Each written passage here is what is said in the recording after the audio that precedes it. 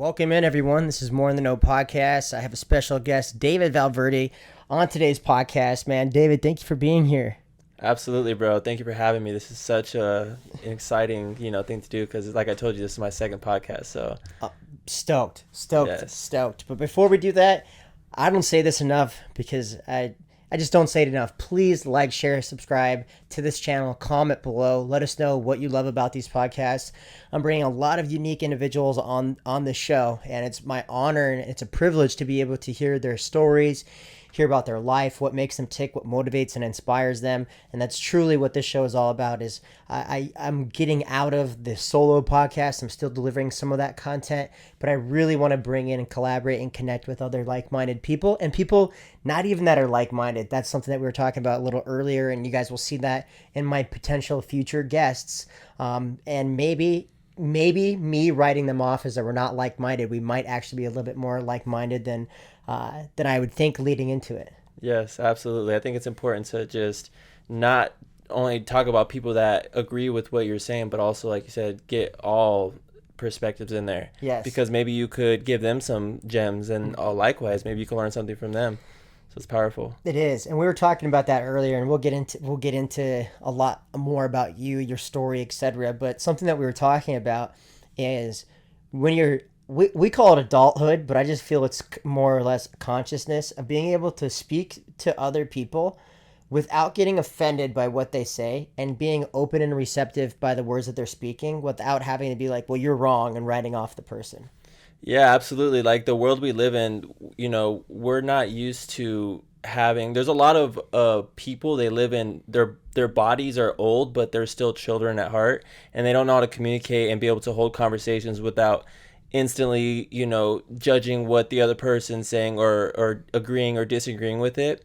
I feel like there's levels to intelligence and awareness, and we should seek to get to a higher level of intelligence to where we could hold information within our being without judging it, saying it's right or wrong, and then go out and do extensive research and from multiple sources. And then after all of that, you formulate, okay, is this true or not? You know what I'm saying? Rather than just instantly, oh, that's not true. Or even if it disagrees with what you believe in, hold it and then go do more research. And then after a period of time, you could determine, okay, this is true or not. Yes. I love that. It's not getting sensitive or defensive about the information that you have or you hold on to that you deem true or untrue, because in reality, I mean, what is true and untrue? And there's definitely some universal truths for sure. But in terms of what we're doing, what we're being, what's supposed to be happening in this matrix simulation life of experience of this consciousness, having this flesh vehicle experience, doing all these different crazy things. I mean, dude, does any of us really fucking know? Right. What is your take on all that? So, in my research and in my studies, I've come to understand that I think that the truth is actually, it can be known and understood, and it's very simple. I think that, the powers that shouldn't be, they try to make things seem so complex, and so it's so mystified and can't be understood. Nobody knows. But I think that you can come to a point of gnosis and understanding of what the truth is. It's very simple, just like cancer. Right. They try to make it seem like, oh, nobody knows. It's so complex, right? But they want you in a state of confusion so they could control you. So I feel that, the truth can be known and understood. You just have to seek it. And in time, you can find the truth. Absolutely. Yes. I mean, universal truth is accessible to all of us. I mean, we can ascend to that level of knowing. But what I coach and teach and what I understand is many of us get in our own way. Mm-hmm. And so when we get in our own way of either being entrapped and being in this trauma-based mind controls, the powers at bay that have kept us in these negative mind programmings, this negative mind programming is preventing us to being able to access this information.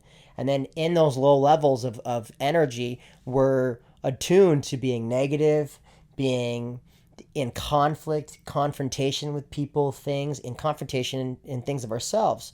So when you're in that space and place, you can't access this all-knowing, this higher consciousness. You can't access it because you're on it. You're actually preventing yourself from being able to acquire that type of knowledge. Yeah, absolutely. And it's just also another area of that too is people being sick and unhealthy, and their bodily vessel is not able to. It's like a broken antenna. You're not able to tap into those higher levels if your body is sick. If all your glands and your organs are not functioning properly, then you're not able to have that clear connection to, be able to receive from these higher dimensions. Yeah, it's beautiful, man. I want to touch on this in brief. Obviously, we just started to we attracted each other in each other's lives this last year, and how did you find out about? Was it Wolf? Yeah. Okay. Yeah. So talk about that was however many months ago, like 7 or 8 months ago. Literally. Yeah, yeah. And so Wolf invited you, or you just saw him posting, or So I saw you through social media because I think it was through Wolf. Okay. And I just started seeing like, ice baths and stuff like that. I was like, because I was already on the journey. So I was like, Yeah. oh, who's this? Who's this? So then it just kind of, oh, actually, I was at I believe it was an Arizona Entrepreneurs event. Okay. And Wolf was there. And then he brought up the retreat and was Okay, like, oh, yes. yeah. So I think that's where it started. He brought up the retreat and I was like, bro, I would love to do something like that. And then he's like, yeah, you should come to we're doing the Church of Ice on Sundays. And then that's just kind of where I was like, all right, bet, I'll show up. No, that's so beautiful to see that. And then you made the commitment to going to Montana. Oh man, that was. So just share in brief. I mean, I've said this with Wolf, and I've said this with Blake Redmond, who was on the podcast, and Skylar. So everyone who went from here shared a little bit on their time in Montana, and all of them. It's almost so hard to articulate, but if you were to articulate it the best that you can, how would you really break it down?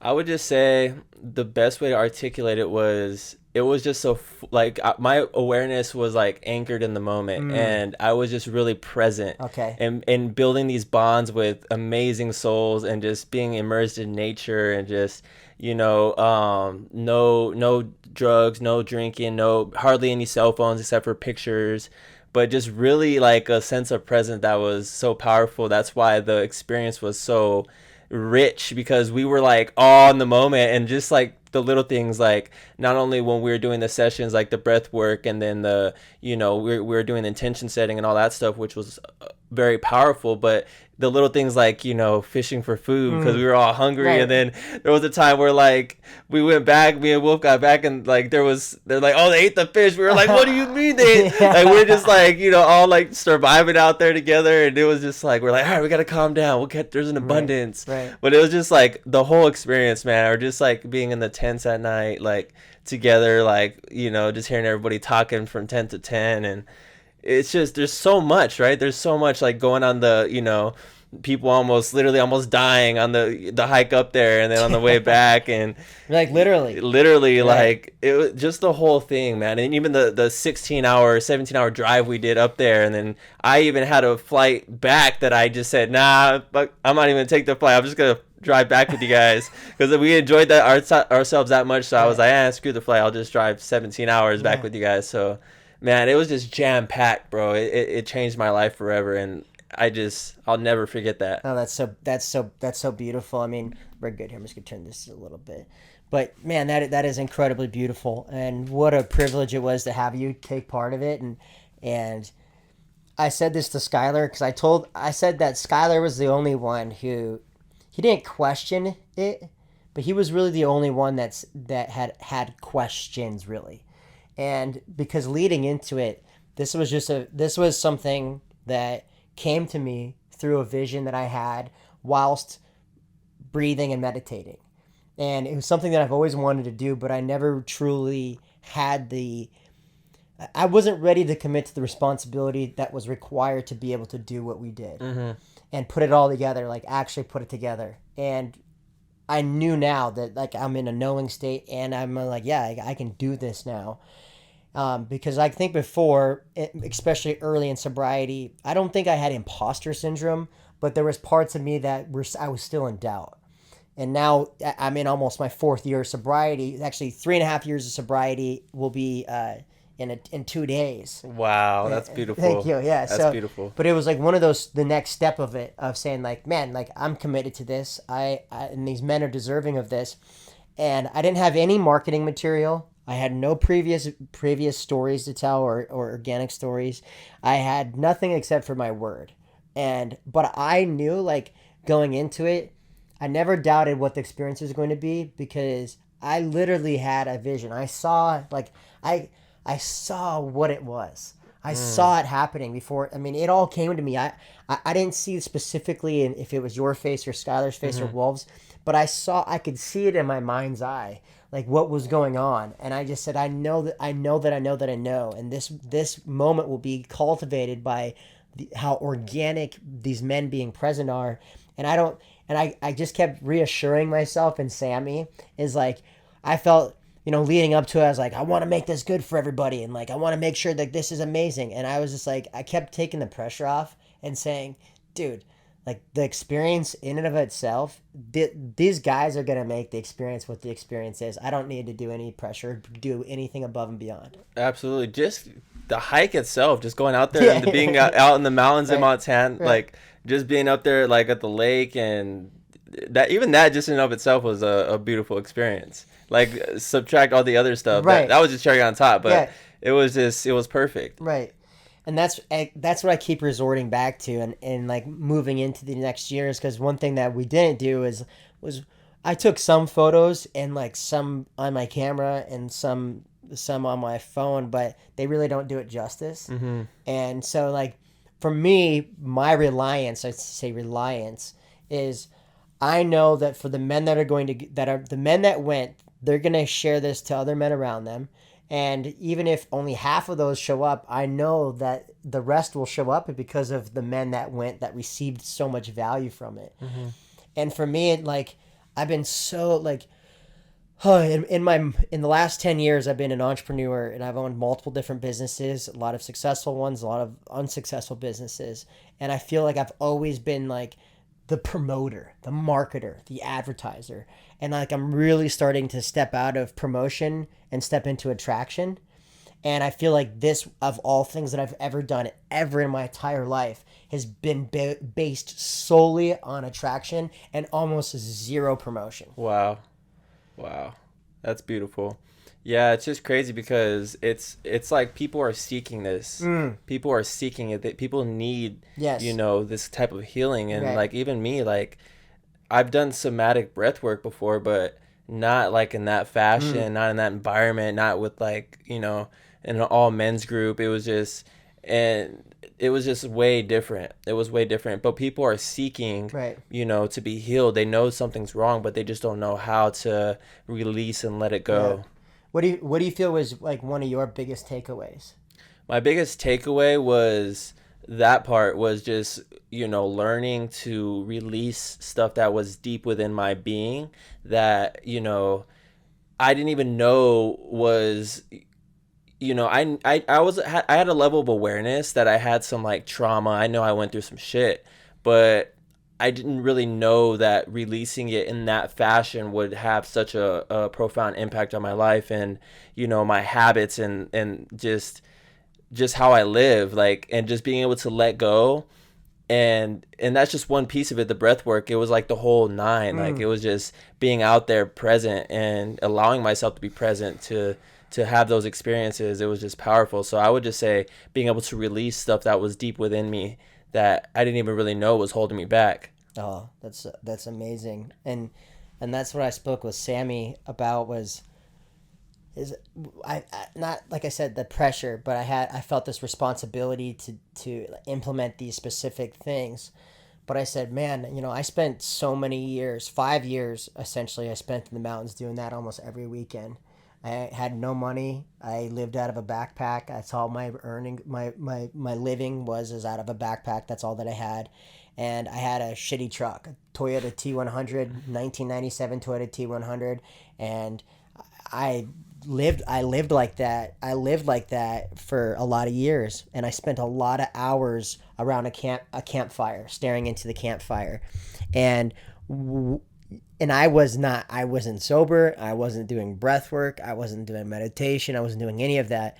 But in and of itself, the nature of nature, nature nurtures, and in and of itself, it allowed me to come back to who I truly was.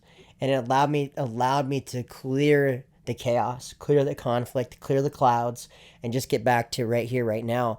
Because there's something truly healing about taking away all the distractions. And even if we do our best in our day to day, regardless, we still have them. We have our phones, we have computers, we have music, we have friends calling, we have relationships that we're at. But when you isolate yourself in the mountains for a time being, is it strips away all the things that you've kept yourself distracted, and then you just have to come face to face, which is truly a beautiful thing when you look at it. Yeah, absolutely. Weapons of mass distraction. Yes. There's so many distractions, and not too long ago, maybe like 100 years ago, 100 plus years ago, we were living mainly in nature. And it's only within the past, 60, 70, 80 years, 90 years where we started getting all these distractions and people started to lose their connection to just, nature and just having that clarity, like, being able to tap into like doing deep work. Have you ever read the book Deep Work? I have not. It's a powerful book. Basically, one of the things it talks about is 50, 60, 70 years ago, it wasn't uncommon for like an author to write like 40 books in a year or like 50 books, or for them to be able to like tap into some deep work for like 5, 6, 7, 8 hours without stopping. Nowadays, like if you get a solid hour, like people like that's a challenge for a lot of people to be able to sit with yourself and to focus on one thing for an hour, 30 minutes. I mean, it's even getting worse with TikTok and all these little shorts and 30 seconds. It's destroying people's attention spans, and it's really devastating, because attention is paramount, because I'm sure you've heard, where your attention goes, your energy flows. Yes. So if you're not able to put your attention on one given thing and focus on it, you're going to kind of be scattered with your energy. What do you feel has changed about your energy since coming back from Montana? My energy, so I feel way less scattered, and I feel like I don't need escapism. Like I feel like whatever I let go of while I was out there on the retreat, that the reason why I was needing escapism was because of trauma that was held within me. I don't need it anymore. I don't feel like I need like a numbing agent to get me by. I don't need that anymore. My willpower has been enhanced. Because I was a big smoker, so like that was weakening my willpower, and I just feel way more my ability to concentrate and focus has just been enhanced tenfold. So yeah, share your experience a little bit. Obviously, everyone hears a lot about my sobriety and recovery, but one thing that I have said, and above anything that I will ever accomplish, besides being a husband to my wife and being a father to my children, and my own sobriety and connection to God, is nothing will ever purchase, buy, or equate ever. It's not an achievement, and I never require recognition from it. And like me even saying this contradicts me seeking recognition, but I just want to express this, is that the most fulfilling thing that I've ever experienced in the last few years is other men around me waking up to the same truths that I woke up to. And it's so beautiful to even if it's a sliver of influence or inspiration to somebody's or an impact. It's understanding too, is even that sliver impact that led them potentially to go into sobriety, they themselves have impacted me more than they'll ever know, more than you'll ever know. Is like what keeps me sober is other men committing to being their best. So talk about coming back from Montana and saying, okay, yeah, I'm starting to see that these things are really holding me back from being my best. And just talk about that release process of, because I mean, you're fairly fresh, like a few months. Yeah, literally like August. Yes. And now we're in late September, so a month. not even 2 months. Yes. So talk about that, because a lot of times what happens is early in sobriety and letting go of these substances, I call it the pink clouds. So everything's great. Everything's phenomenal. So talk about, we chatted a little bit before the podcast where you started to see maybe potentially other things creeping, and then what you've done to breathe, release, and let go and overcome the moment. Yeah, absolutely. So for me, it before the retreat, I had already been on my journey where like I would stop smoking. I knew that it was a hindrance for years because I had started smoking when I was like 13 or so, and I knew, it wasn't until maybe like the past maybe like 3 years where I'm like, okay, this isn't serving me, but I'll still do it. Like it's still, I'm okay, and then like I'll still do it, and then I want to stop because it got to the point to where like I would smoke, and even when I didn't want to smoke, and I'm like, oh, like I don't even want to smoke, but I'm over here smoking, like I don't even want to do it no more, and I'm still doing it. So I would have these times where like I would stop for like 3 or 4 months, and then I would just be like, have one of those days, and then just kind of kick it back to habit again, and then just start it over. But it wasn't. I never had an experience where I was able to release trauma in that type of way, to where address and release trauma to where I was able to stop in that way. And it was kind of like it was like built up, like because like I said, I had already been trying to stop because I'm very ambitious, and I know my purpose and my mission in life, and I know that I didn't come here to be comfortable and just to be chilling and getting high, and like I have shit to do, and our lives are, even if we live to be 100, our lives are like a blink.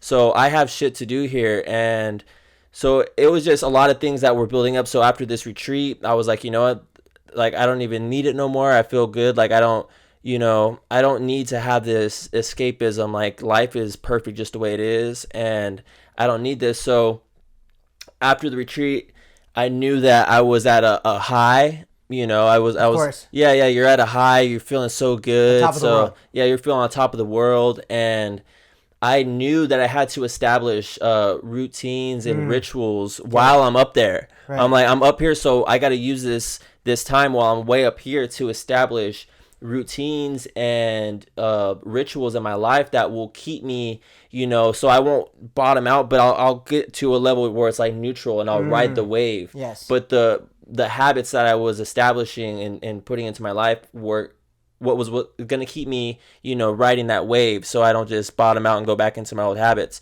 So the first thing I did was get, my morning routine good, doing breath work in the morning, doing some Wim Hof, and then also doing like a meditation in the morning, journaling a lot more, and just being present and really just taking action and filling up my schedule with more action-oriented things, and not talking as much, but really just getting stuff done.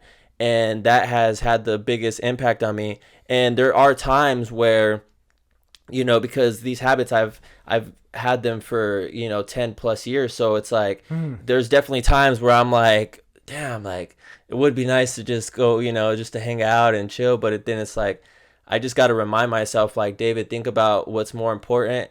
Think about the bigger picture, and why you're here having this human experience. Like, we have work to do. Like it's really life-changing when you realize, like, and you remember why you came here. Like, all right, we didn't come here just to be comfortable and to chill, and no, we came here on assignment, like on a mission to get shit done. And we only have so much time. So it was just having all these things in the back of my head, knowing that I have a purpose, and I'm gonna have a family one day, and also I want to achieve X, Y, Z, and I got so just knowing these things is what really helps keep me grounded in just remaining sober and just sticking at it every day, and pushing through the times where like I feel tempted. Like I'm not gonna say that I haven't. Like one thing that I have done is like eat junk food or like ice cream. Like I'll be like, oh, like I've cut out all these other things. Like I was a big gamer for years, and that was a huge part of my escapism. Like dealing with my mom, and it was a huge part of my escapism. So I haven't been gaming already it's been a while. But every once in a while, I'll like put it on and play some games. But I haven't done that. So just cutting out all of my my vices. Mm, It just, I'm like, some days I'm just I like, understand. just but then I'm like, push through it, because I know that I'm gonna thank myself for this in the future. Oh, that's so awesome to hear that. I mean, because I've gone down a very similar path, and early in sobriety, I've shared this is I felt alone for a lot of times because a lot of the things that I was doing to fill the time I wasn't doing anymore, and a lot of the things that a lot of the people that I was around to Mm. fill the time weren't around me anymore, and I didn't have the fellowship that I have here. I mean, I was going to AA, but I hadn't totally bought into it until later in my Mm-hmm. sobriety. And it wasn't until later in my sobriety when I had like two surrendering points. March 30th was my rock bottom moment. That was the moment I spoke to God. God spoke to, no, I didn't speak to God. God spoke to me. I was somewhere between atheist and agnostic, not knowing what or if he even believed in anything. And God spoke to me on the verge of an overdose of death. And God said, "I'm going to save you, but here's the deal." And so that was my one moment of surrender, first moment. And then I white knuckled my sobriety for quite some time. About my first year in sobriety, I white knuckled. And it wasn't until an entire year of being sober from substances, not emotionally sober, 'cause there's a difference, until I surrendered again. And that was when I surrendered again. I surrendered to God. I said, God, I'm really letting you take this from me and really guide me. And I surrender to you, because if not, I'm going to relapse. And so I had these moments, and so it's very cool to see and be in the process, in the journey with people who are new, as I can offer just some slight insight of saying, hey, like I went through it too. And I know what it's like, but it's like going from procrastination to purpose is, and not getting lost. And especially early on for me, it was like starting to understand like all that's required of me is just living in sobriety today.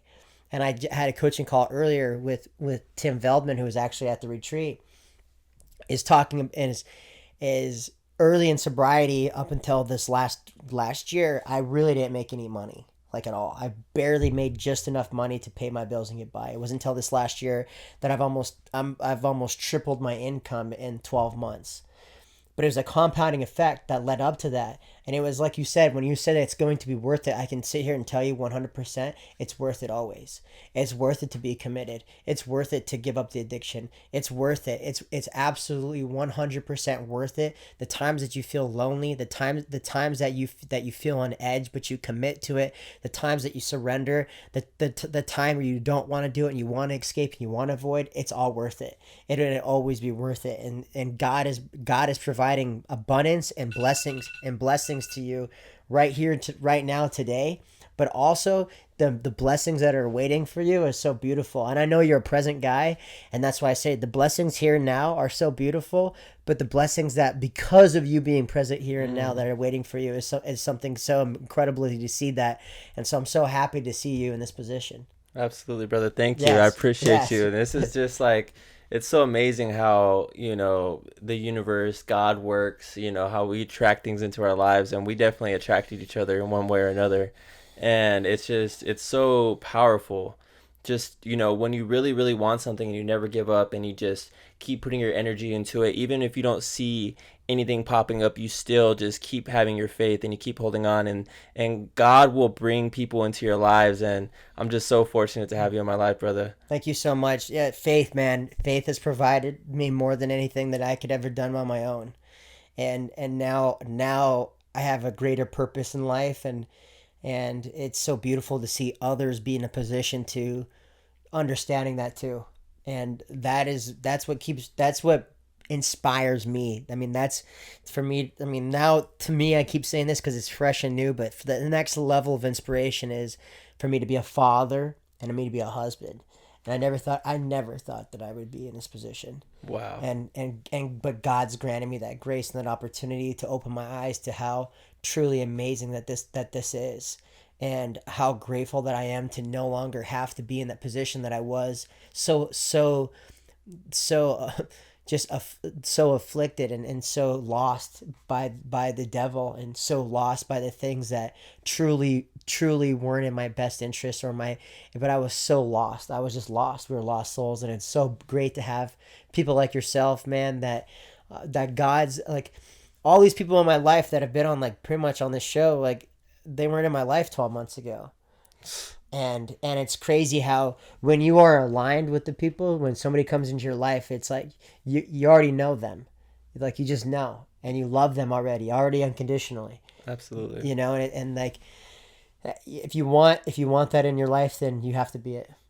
Yes, be the change you Yeah. wish to see. I Yeah. think that's so powerful because, you know, it's one thing to try to change people and try to do all, oh, do this, do that.